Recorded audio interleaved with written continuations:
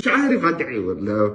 انا بتمنى حتى يعني دار الافتاء والله بجد انا عايز اعرف يعني بجد، احاول اريحهم برايق. اعمل ايه؟ اتعامل معاهم ازاي؟ ولا اعمل ايه؟ ادعي عليهم ولا ادعي لهم ولا اعمل ايه في اللي هم عملوه فيا ده؟ ممكن تقولوا لي رد عليا بعد اذن يعني شيخ الازهر. انت يعني على دماغي من فوق، واخونا الكبير وابونا ودار الافتاء ترد عليا. يا ريت والنبي نزلوا لي حاجه كده، عايز اعرف. انا عايز اعرف بس ده اللي انا عايزه.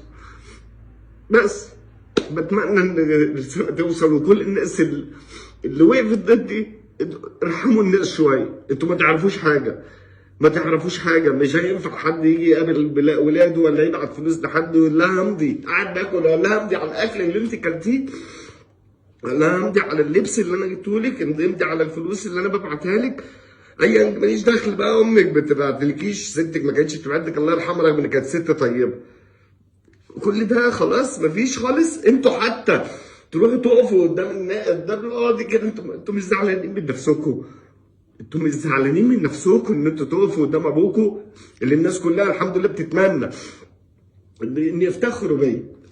ناس كتيره جدا بتشوفني مش يعني الحمد لله انا بسلم على الناس من اصغر واحد لاكبر واحد للكبير والصغير. ايه ده؟